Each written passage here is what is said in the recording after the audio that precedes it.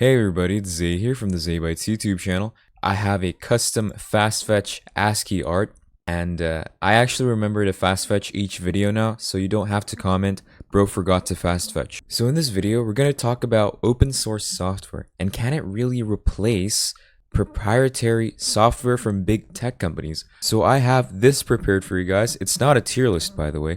I'm not giving any of these apps a ranking, it's just for display on what I use to replace the proprietary softwares.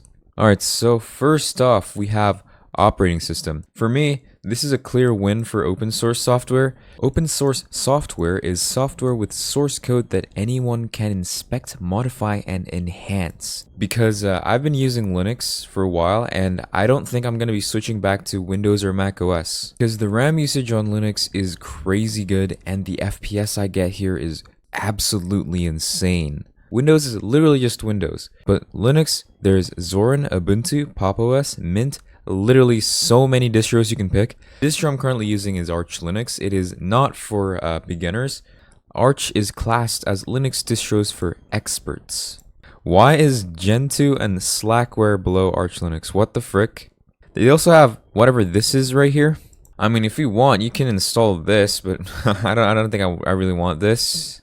Well, I mean, yeah, it is actually kind of hard to customize Arch. Like, you have to manually add codes here to customize it. Oh, and also, I have 3 laptops, old laptops, and they all use Linux and run very well. Alright, so now it's time for the browser. I actually made a browser video last video. You should totally watch that if you haven't. I use Librewolf. I've been using Librewolf ever since you guys recommended me it on my last video, and it's been amazing. This is Librewolf, by the way. I've been using it. It has vertical tabs because it's basically Firefox. My favorite feature about Librewolf is their increased security and privacy. They have strict enabled by default. They don't have other options that other Firefox-based browsers have. So this is the Librewolf settings that I have. Here are the main features of Librewolf. No telemetry, no experiments, adware annoyances, or unnecessary distractions. Private search. And it does come with uBlock Origin by default, which is one of the most powerful ad blockers.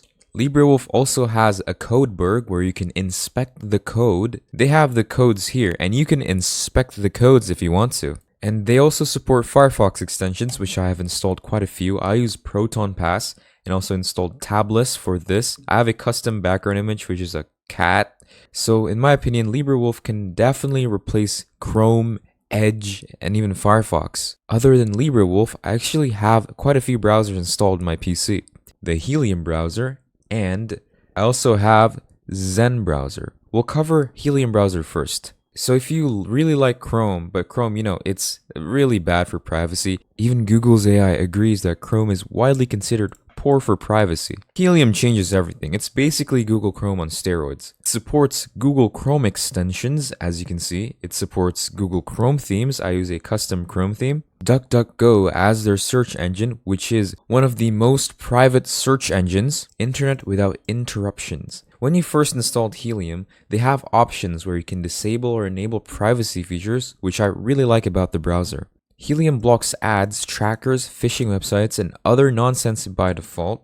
Chromium, so it uses a lot more RAM than Firefox-based browsers, but it's still way lighter than Brave or Google Chrome.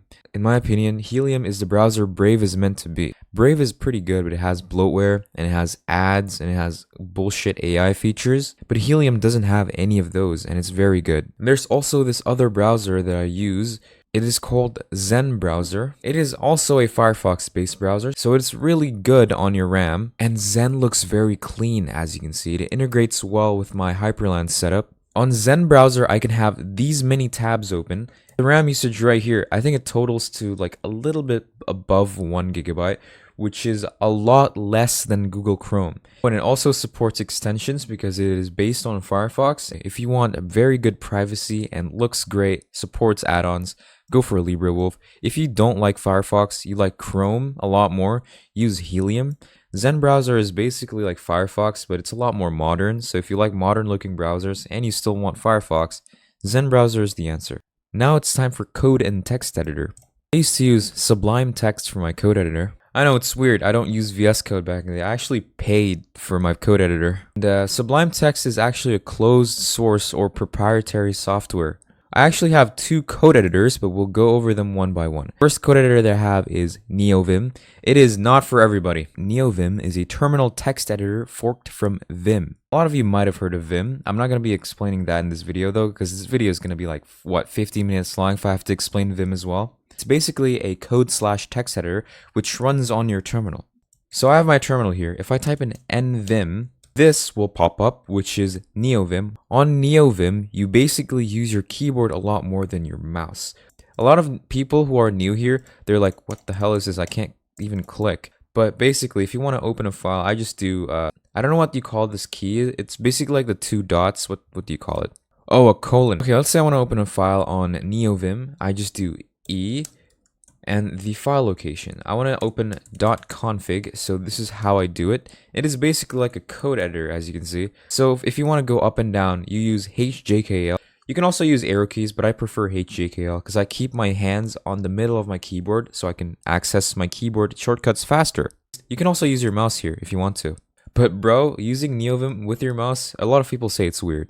And on Neovim, if you press space once, the keybinds actually show up right here. You can change your theme using space and then pressing U and then capital C. You can change the themes right here. I don't use default Neovim, by the way. I use this config called LazyVim, which is this, and I really like LazyVim. It transforms your Neovim into a fully fledged IDE. It is easily customizable. I haven't customized LazyVim. I really haven't had the time for it. It's basically Neovim, a bit fancier and a bit easier. And also, Neovim is cross-platform, available on macOS, Linux, and Windows. This is what I actually like about Neovim. I have a friend who uses macOS and he uses Neovim. Literally, Neovim replaced Sublime Text. I really like Neovim. I really like the keyboard-focused IDE, and you don't really move your hand from your keyboard, so it's very fast. So if I'm not feeling Neovim, I actually have one more. It's called Zcode.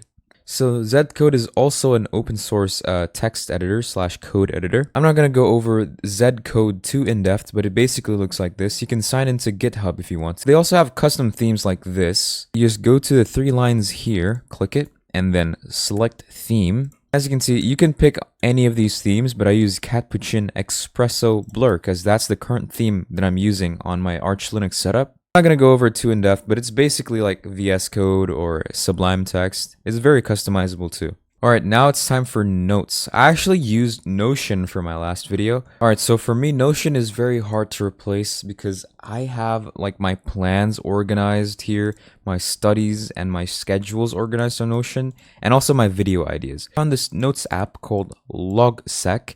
I actually haven't installed Logseq. I think it might be interesting if I get my first, experience on video. Logseq is on the Arch Linux AUR. It is logseq-desktop, yay-s, logseq-desktop. This is how the website looks like. Actually, I'm not a fan of the name Logseq because if I say it, the Q kind of sounds like an X. Connect your notes, increase understanding. From what I've heard and from what I've read, it's actually pretty good. There's also this other app called AppFlowy. It's also a notes app, but I haven't really tried that. Maybe I'll try that in the future.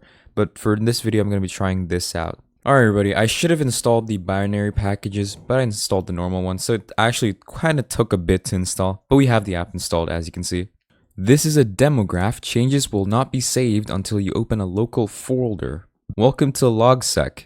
First, you need to choose a folder where Logseq will store your thoughts, ideas, and notes. Alright, so I made a new folder. It's called Notes. Yeah. How do I change the theme to dark theme? Is it this? Oh, themes.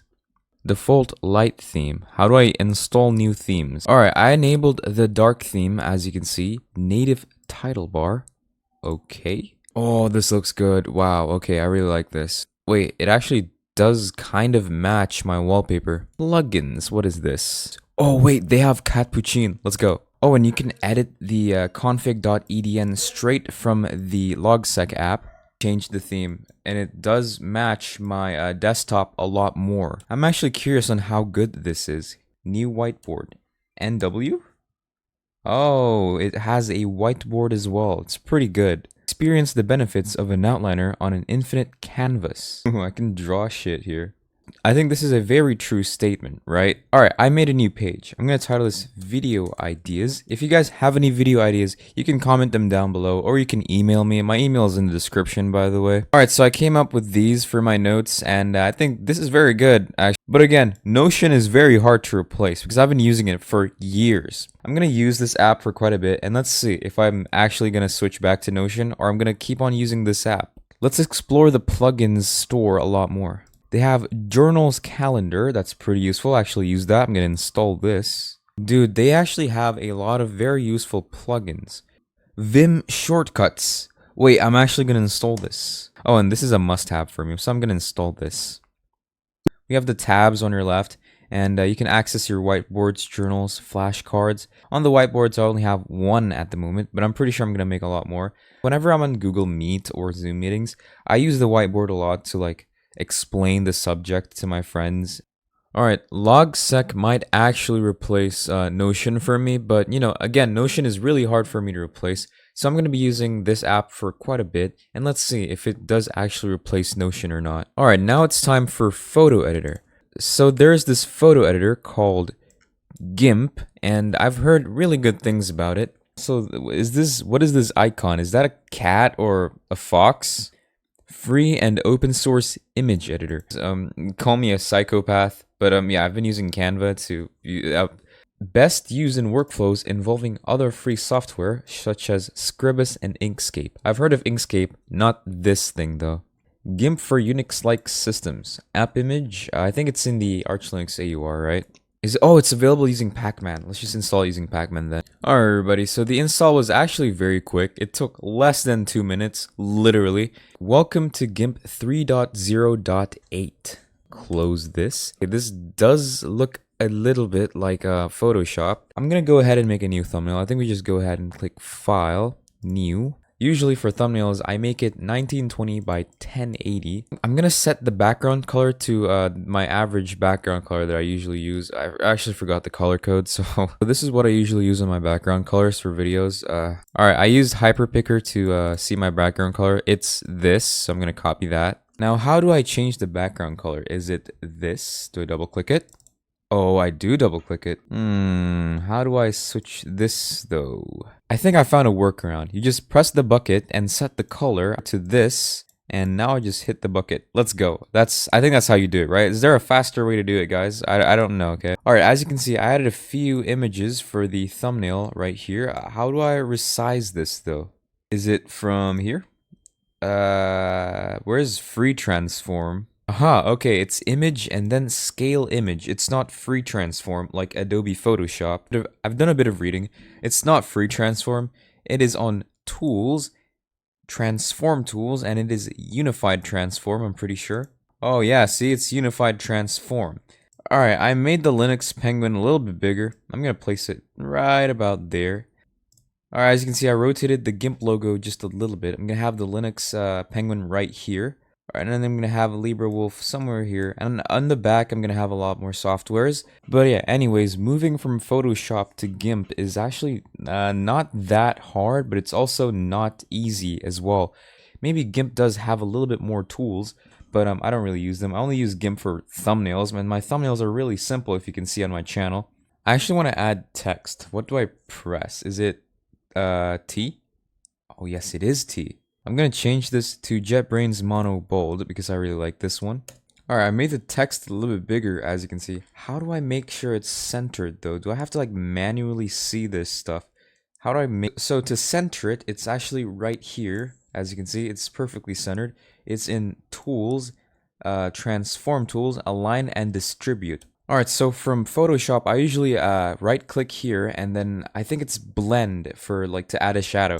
But on GIMP, you press the image that you want, go to Filters, and then you go to Light and Shadow. Right here, we're going to set the shadow. I'm going to set it to Drop Shadow. As you can see, I added a little bit of drop shadow on the Linux icon here. It looks pretty good, as you can see. Okay, this is potentially one of the best open source photo editors. There's also another one called Krita, but I think people mostly use that for like painting and art. I'm going to use GIMP from now on instead of Canva. Now it's time for video editor. I've actually used this and I've actually made a video about it. It's called Kdenlive. If I'm being honest, I don't think Kdenlive is like the most visually appealing video editor. They've also released a new version. I've actually made a video about Kdenlive, but yeah, we're gonna cover it again in this video for just a little bit. Alright, so for the looks of Kdenlive, I'm actually not the biggest fan of how it looks. I'm actually more of a fan of how Premiere Pro or Vegas Pro looks. But the video editor just works, and I've been using it. I've had no problems with it. Alright, so they have the razor tool. You just press X and you can split the clips if you want to, just like any video editor. Alright, so I actually changed how Kdenlive looks like. It now looks a lot better, in my opinion.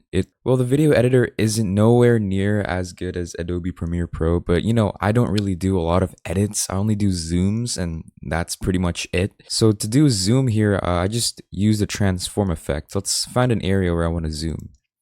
Yeah, we just add a keyframe right here, and this one, I'm going to zoom it. Scale. I'm going to make the scale a little bit bigger like that. And let's preview how it looks like. Yeah, see? That's how I usually do on my videos. They also have the audio tab, which I do make a little bit of adjustments to my audio, but we're not going to do that right now. You can set the themes if you want to. Oh, and it does use this thing called Kvantum Manager. It's like a theme manager for KDE apps. I changed the theme to Cappuccino Macchiato Peach. You can also configure keyboard shortcuts. This one's a lot better than the other free video editors. There's also Olive Video Editor, but it hasn't been updated in a while. Well, we have a bonus actually. This is not everything. There's actually another app, and recently Discord has been getting a lot of hate for some reason, and a lot of people are switching to this app called Matrix. I just heard about this app while making this video, right? I was scrolling through YouTube this morning and I was like, what the frick is this? Are we now going into the Matrix? Like back then people were escaping the Matrix, right? Now we're going back into the Matrix. Alright, so I'm gonna reclaim my space. Getting started. Okay, it's a whole documentation.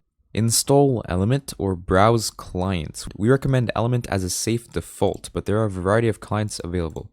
Element web/desktop. What is this? Download for using your browser. I'm redirected to this link, app.element.io. Welcome to Element. Decentralized encrypted chat collaboration powered by Matrix. Alright, so I got done making an account. It's now setting up the keys and wow. Okay, this is Matrix. Do you guys want me to make a Matrix server? Is that what you call it? Is it this? Create a space? Public? Private. I sort of created like a room and it says encryption enabled. A lot of you guys have been asking me to make a Discord server, but I made a Matrix server. Do you guys actually want me to make a Discord or a Matrix server? Let me know in the comments. Can I just type in a message like that? Oh, it's basically like Discord. Oh, it has this check mark here.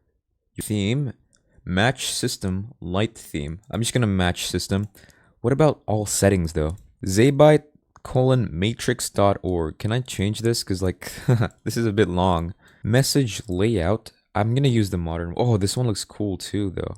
This one looks like old Discord. Matrix looks pretty cool. There's this other one Discord clone back in the day. I forgot what's it called, but it ended up being a flop, I'm pretty sure. Well, I hope Matrix it does well because I think I'm looking forward to what Matrix has to offer in the future. We also have browse clients right here, which I'm going to do.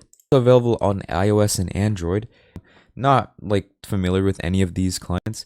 I'm familiar with Element because I literally just tested it out like a minute ago. What the hell? There's so many clients to choose from. Do you guys have any other open source apps you guys would like to recommend me? Because I'm open to trying any other open source apps. For now, these are the apps that I use on a daily basis.